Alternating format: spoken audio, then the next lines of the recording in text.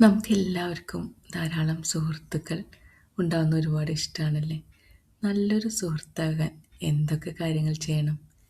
ചില ചെറിയ ശീലങ്ങൾ മതി നല്ല സൗഹൃദങ്ങൾ നിലനിർത്താൻ. കേട്ടു നോക്കിയാലോ 10 ശീലങ്ങൾ.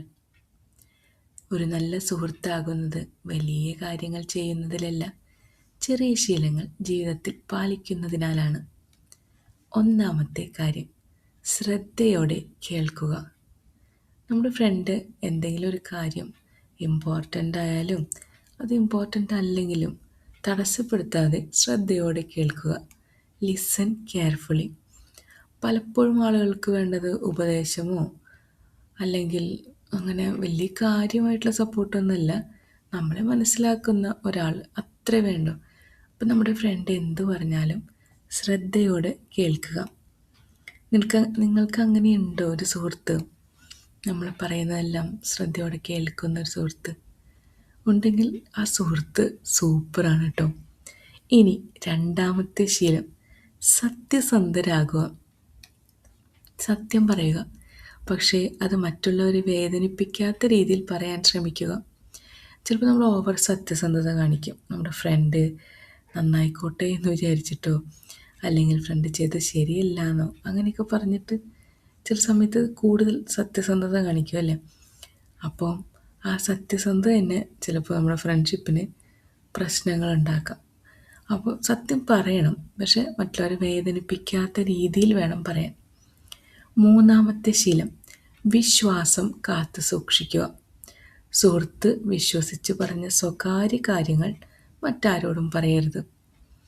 ഇത് എപ്പോഴും ഞാൻ ശ്രദ്ധിച്ചിട്ടുള്ള ഒരു കാര്യമാണ്, പ്രത്യേകിച്ച് ഈ കാലഘട്ടത്തിൽ.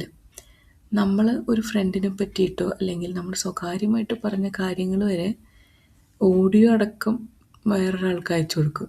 എന്നിട്ട് നമുക്ക് എക്സാക്ട്ലി മനസ്സിലാവും മറ്റേ ആളുടെ അടുത്ത് ഈ കാര്യം എത്തിയിട്ടുണ്ടെന്ന്. കാരണം നമ്മൾ പറഞ്ഞ അതേ കാര്യങ്ങൾ റെക്ടിഫൈ ചെയ്തിട്ടുണ്ട് അപ്പുറത്തെ ആൾ.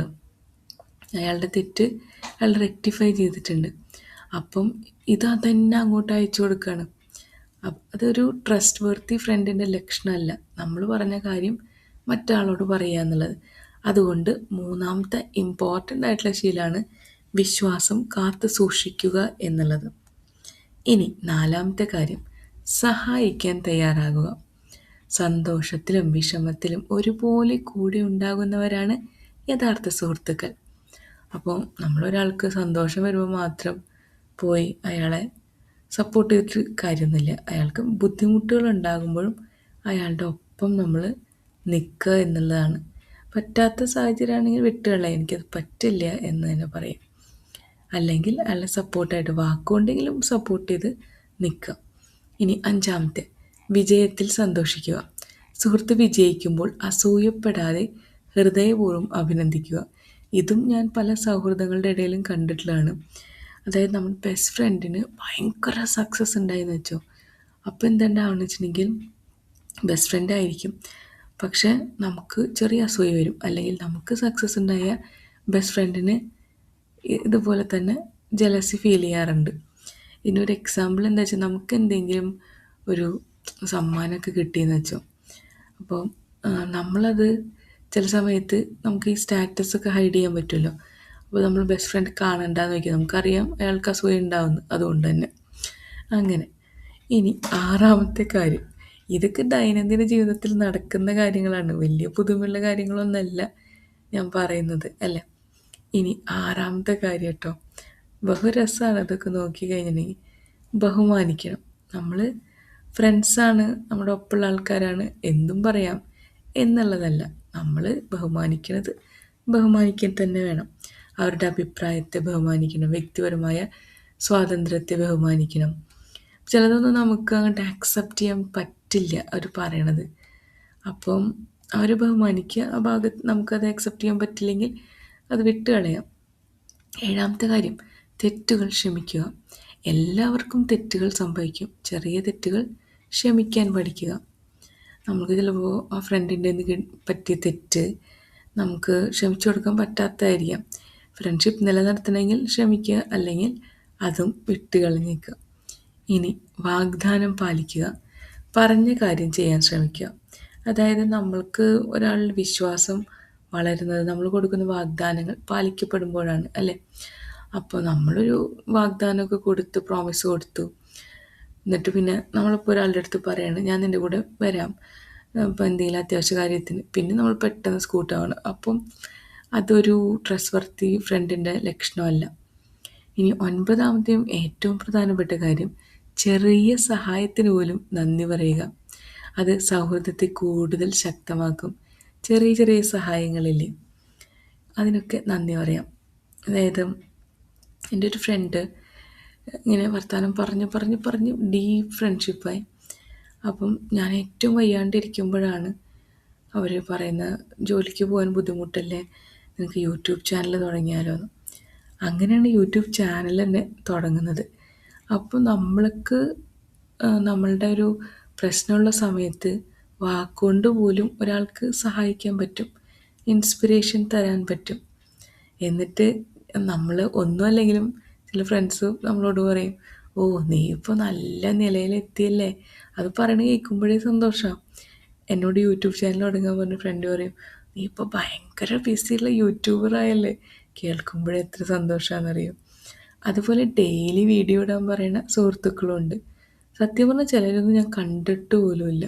അപ്പോൾ ഫ്രണ്ട്ഷിപ്പ് എന്ന് പറയുന്നത് ഒരാളെ കാണുന്നതോ അല്ലെങ്കിൽ ഒരു ഒപ്പം പഠിക്കുന്നതോ അത് മാത്രമല്ല, നമ്മുടെ ലൈഫിൽ നമ്മളെ ഒരുമിച്ച് കൈ പിടിച്ചുയർത്താൻ സഹായിക്കുന്ന ഓരോ ബന്ധങ്ങളും നല്ല ഫ്രണ്ട്ഷിപ്പാകാം. ചിലപ്പോൾ നമുക്ക് നമ്മുടെ പാരൻസായിട്ട് നല്ല ഫ്രണ്ട്ഷിപ്പ് ഉണ്ടാവാം, അതുപോലെ തന്നെ പാർട്ട്ണറായിട്ട് നല്ല ഫ്രണ്ട്ഷിപ്പ് ഉണ്ടാവാം, ടീച്ചേഴ്സായിട്ട് നല്ല ഫ്രണ്ട്ഷിപ്പുള്ള എത്രയോ കുട്ടികളുണ്ട് അല്ലേ?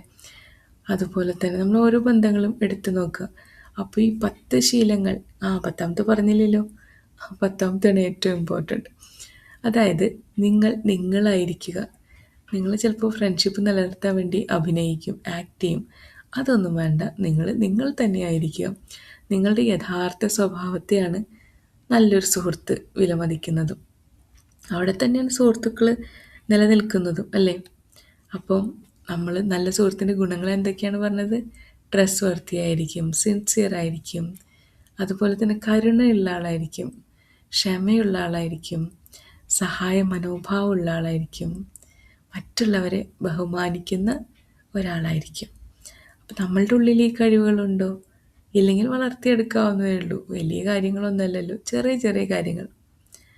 ഇനി സൗഹൃദം എന്നത് ഒരുമിച്ചിരുന്ന് ചിരിക്കുന്നതിൽ മാത്രമല്ല, ഒരാൾ കരയുമ്പോൾ കൂടെ ഒരു കൈത്താങ്ങാവുന്നത് കൂടിയാണ്.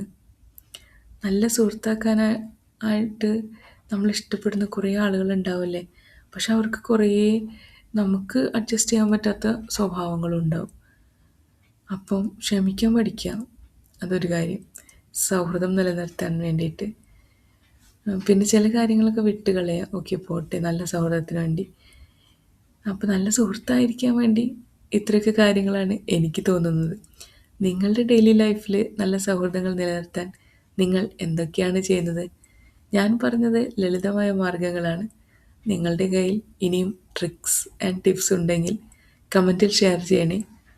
ഈ വീഡിയോ ഇഷ്ടപ്പെട്ടെങ്കിൽ ലൈക്ക് ചെയ്യുക, ഷെയർ ചെയ്യുക ആൻഡ് ചാനൽ സബ്സ്ക്രൈബ് ചെയ്യുക. നന്ദി.